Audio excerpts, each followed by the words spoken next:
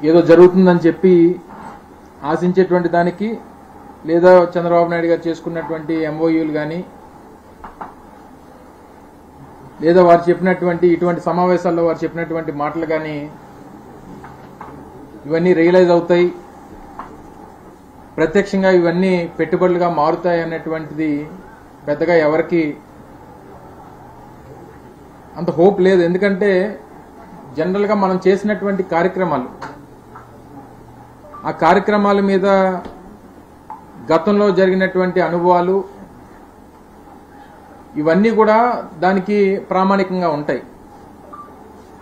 నాకు తెలిసి 2014 నుంచి 19 మధ్యలో 3 పర్యాయాలు 2016, 17, 18 అనుకుంటా సబ్జెక్టు కరెక్షన్, లేదా 15, 16, 17 3-4 సందర్భాల్లో ఈ రకంగానే పార్ట్నర్షిప్ సమిట్స్ ని విశాఖపట్నం వేదిక నిర్వహించారు. ఒక సంవత్సరం ఏమో 6 లక్షల కోట్లు, ఒక సంవత్సరం 4 లక్షల కోట్లు, ఒక సంవత్సరం 9 లక్షల కోట్లు అని చెప్పి మొత్తం మీద 19 లక్షల కోట్ల రూపాయలు పెట్టుబడులను ఆకర్షించాం. 40 లక్షల మందికి ఉద్యోగ అవకాశాలు కల్పిస్తాం అన్నటువంటి మాట నేను చెప్పింది కాదు.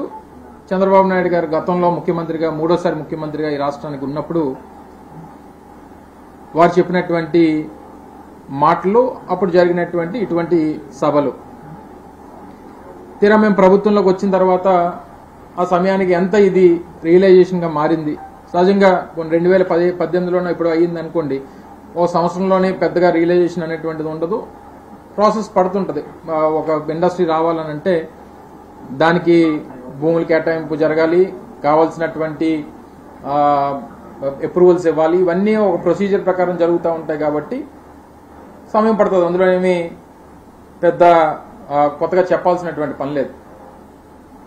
అయితే మేము ప్రభుత్వంలోకి వచ్చిన తర్వాత చంద్రబాబు నాయుడు గారు 2015, 16, 17లో చేసినటువంటి ఒప్పందాలు ఏ మేరకు రియలైజేషన్ జరిగినాయి, ఎంత మేరకు పెట్టుబడులుగా ఇవి రూపాంతరం చెందాయని చెప్పి చూస్తే మొత్తం మీద 35,000 కోట్ల రూపాయలు.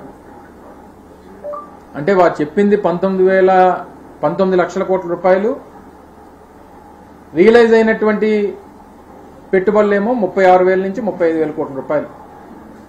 అంటే percentage of MOUs transferred into realization 2%. సరే, ఆ రోజు కూడా చాలా సందర్భాల్లో మాట్లాడినప్పుడు ఆ రోజు కూడా చాలా క్లియర్గా చెప్పడం జరిగింది.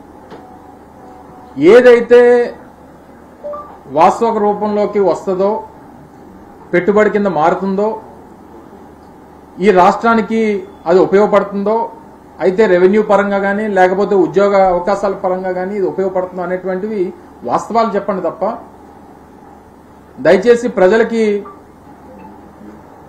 ఇటువంటి ప్రచారం చేసి లేనిపోయినటువంటి ఆశలు కల్పించి యువతని ఆశల్లో వాళ్ళని పెట్టి ఇన్ని రకాలుగా మోసం చేయొద్దు అనేటువంటి విషయాన్ని అనేక సందర్భాల్లో చెప్తూ వచ్చాం. అయితే తీరా మేము అధికారంలోకి వచ్చిన తర్వాత 2019లో మేము అధికారంలోకి వచ్చాం. 2020 ఫిబ్రవరి, మార్చి నుంచి కోవిడ్ ఎదుర్కొన్నాం. దాదాపు 2022 జనవరి వరకు వివిధ ఫేజెస్ ఆఫ్ కోవిడ్ని 2020 మార్చి నుంచి ఆగస్టు, జూన్ వరకు, జూలై, ఆగస్టు వరకు ఒక ఫేజ్ ఆఫ్ కోవిడ్ చూసాం. మళ్ళీ ఏప్రిల్ నుంచి సెకండ్ వేవ్ ఆఫ్ కోవిడ్ చాలా మంది ప్రాణాలు తీసినటువంటి పరిస్థితులు చూసాం. మళ్ళీ తిరిగి జనవరి 2022 వరకు 3 ఫేజ్ ఆఫ్ కోవిడ్ని చూసాం. పూర్తిగా ఇంటర్నేషనల్ ట్రావెల్ రెస్ట్రిక్షన్స్, ఒకరినొకరు కలుసుకోవడం అనేటువంటి రెస్ట్రిక్షన్స్, ఇన్ని రెస్ట్రిక్షన్స్ మధ్య 2022 కాస్త ప్రపంచవ్యాప్తంగా, మన దేశవ్యాప్తంగా లేదా రాష్ట్ర వ్యాప్తంగా అన్ని సద్దుమణిగిన తర్వాత ఆ రోజు జగన్మోహన్ రెడ్డి గారు ముఖ్యమంత్రిగా, నేను సంబంధించినటువంటి శాఖ మంత్రిగా ఆ రోజు ఒక నిర్ణయం తీసుకొని ఒక సమిట్ని, ఇన్వెస్టర్స్ సమిట్ ఏర్పాటు చేయాలని చెప్పి రాష్ట్ర వ్యాప్తంగా మనకు ఉన్నటువంటి రిసోర్సెస్ అన్నింటినీ కూడా ప్రపంచానికి, దేశవ్యాప్తంగా ఉన్నటువంటి ఇండస్ట్రియలిస్టులకి మనం షోకేస్ చేయాలి అనేటువంటి ఉద్దేశంతో 2023 మార్చిలో ఇన్వెస్టర్స్ సమిట్ నిర్వహించాం. ఇన్వెస్టర్ సమిట్ నిర్వహించినప్పుడు కూడా చాలా క్లియర్గా జగన్మోహన్ రెడ్డి గారు ఆ రోజు ముఖ్యమంత్రిగా వారు చెప్పింది ఏంటంటే డైరెక్షన్స్ అధికారులకు కానీ మంత్రులుగా మాకు కానీ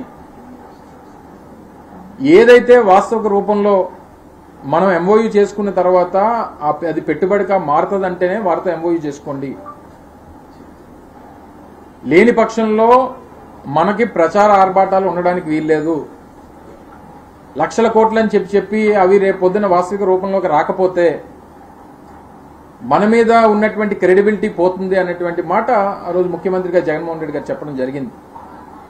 సో ఇవన్నీ జరిగినటువంటి క్రమంలో తర్వాత 2023 మార్చిలో జరిగినాయి. ప్రతి నెల జగన్మోహన్ రెడ్డి గారు దీని మీద రివ్యూ చేస్తూ ఉండేవారు.